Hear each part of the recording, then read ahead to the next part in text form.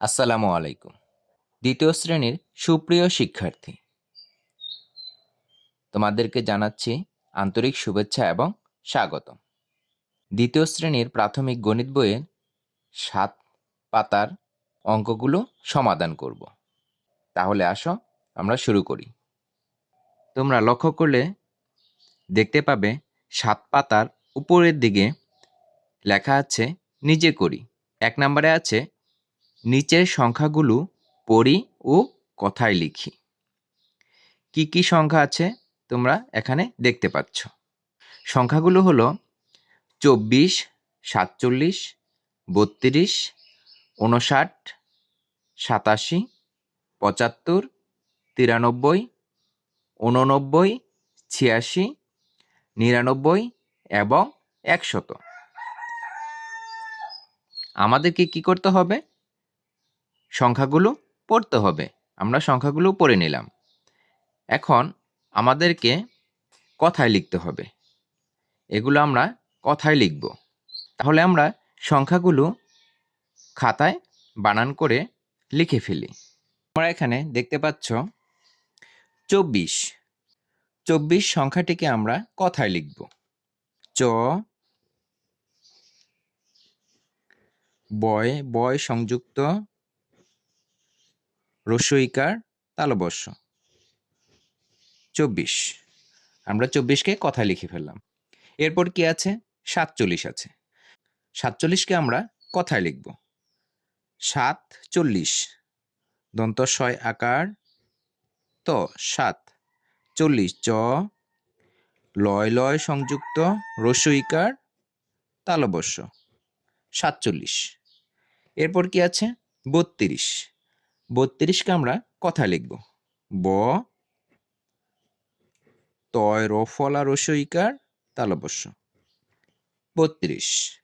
এরপর লিখব আমরা ৫৯। দীর্ঘ উ দন্তন্য ৫৯, মূর্ধন্য স আকার ট ৫৯। আমরা ৫৯ লিখে ফেললাম। এরপর কি আছে? ৮৭। ৮৭ আমরা কথায় লিখব। দন্তস্বয় আকারে সা ত আকারে তা তালবস্যয় রস্বইকার ৮৭। এরপর আছে ৭৫। প চন্দ্রবিন্দু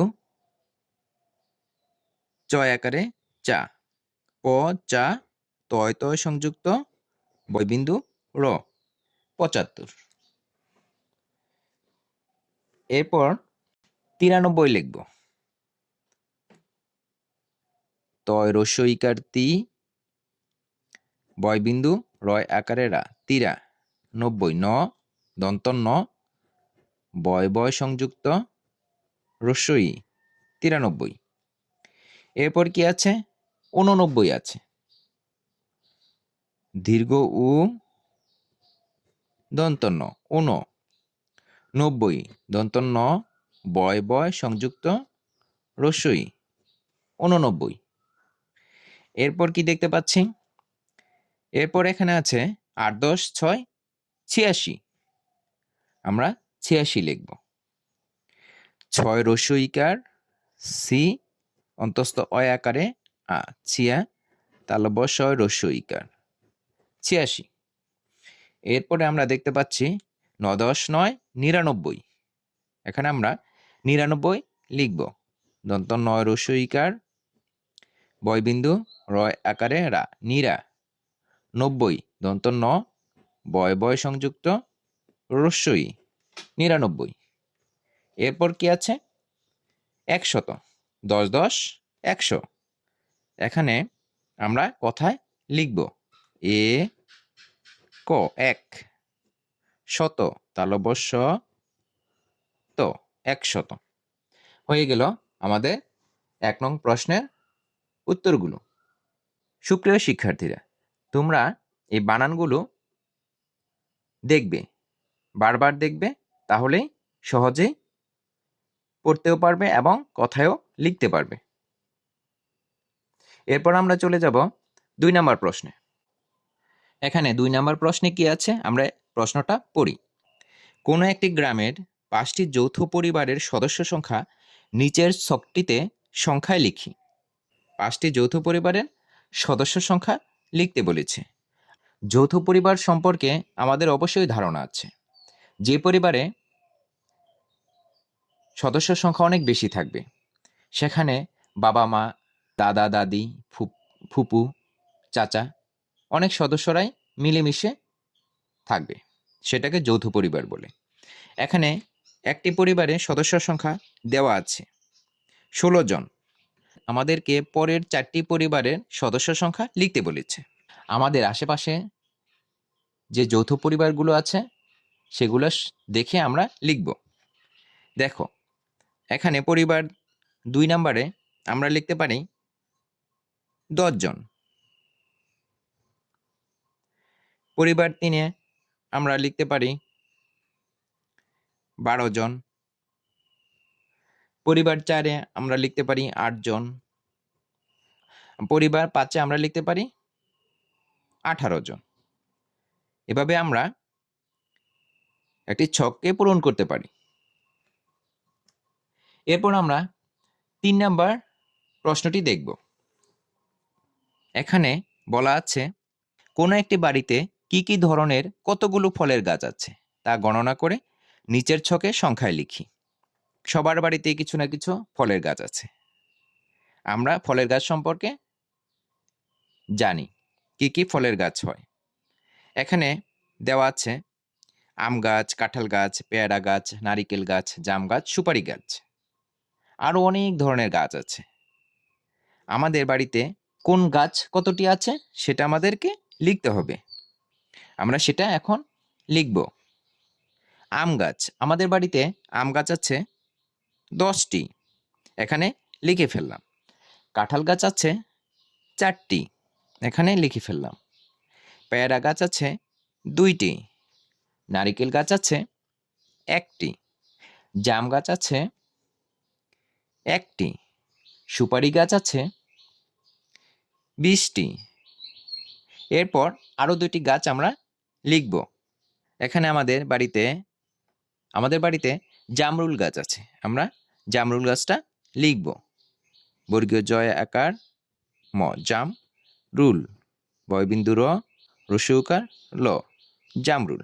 জামরুল গাছ কয়টি আছে? 1টি আছে।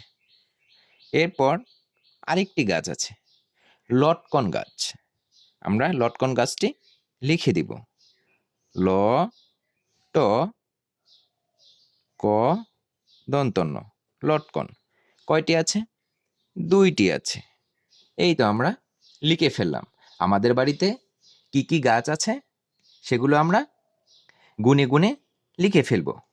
হয়ে গেল আমাদের 3 নম্বর প্রশ্নের ছকটা পূরণ করা। এরপর আমরা 4 নম্বর প্রশ্নটা দেখব। এখানে তোমরা দেখতে পাচ্ছ 4 নম্বরে বলা আছে তোমার বিদ্যালয়ের প্রথম শ্রেণী থেকে 5ম শ্রেণী পর্যন্ত কতজন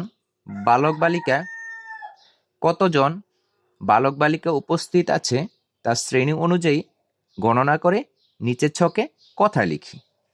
তোমরা এখানে একটি ছক দেখতে পাচ্ছ। ছকটিতে শ্রেণী দেওয়া আছে, বালকের ঘর দেওয়া আছে, বালিকার ঘর দেওয়া আছে। তুমি অবশ্যই যে কোনো একটি শ্রেণীতে পড়াশোনা করো। তুমি যে শ্রেণীতে পড়াশোনা করছো সে শ্রেণী সম্পর্কে তো তোমার ধারণা আছেই, আর বাকি যে শ্রেণীগুলো রয়েছে সেই শ্রেণীগুলো সম্পর্কে তোমার ধারণা নেই। তাহলে তোমাকে কি করতে হবে? তোমাকে তোমার শিক্ষকের সহায়তা নিয়ে সেগুলো জেনে নিতে হবে এবং সংখ্যাগুলো পূরণ করতে হবে। দেখো, তুমি যদি প্রথম শ্রেণী সম্পর্কে জেনে নাও, প্রথম শ্রেণীতে কতজন বালক বালিকা উপস্থিত আছে আমরা সেটা লিখে নিব। প্রথম শ্রেণীতে বালক 10 জন, আমরা 10 কিভাবে লিখব? সংখ্যায় কিন্তু লেখা যাবে না, এখানে বলা আছে কথায় লিখো। দ তালব্য 10, এভাবে আমরা কথা লিখে দিব। বালিকা 12 জন, বয় আকার বয়বিন্দু রয় ওকার 12 জন। ঠিক আছে, আমাদের প্রথম শ্রেণীর শিক্ষার্থীর উপস্থিতির সংখ্যা লিখে দিলাম। এরপর দ্বিতীয় শ্রেণীতে, তুমি যদি দ্বিতীয় শ্রেণীতে অধ্যয়ন করো তাহলে তো তোমার দ্বিতীয় শ্রেণী সম্পর্কে স্পষ্ট ধারণা আছে। তুমি নিজেই লিখতে পারবে। দ্বিতীয় শ্রেণীতে ধরো 15 জন বালক আছে।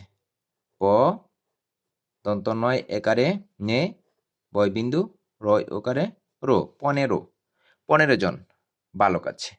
আর বালিকা আছে 17 জন। দন্ত স তয় একার বয়বিন্দু রয় ওকারে রো 17। এ হয়ে গেল। এরপর তৃতীয় শ্রেণীতে বালক আছে 11 জন। এ গয় আকার বয়বিন্দু রয় ওকারে রো 11 জন। আর বালিকা আছে 19 জন। রসু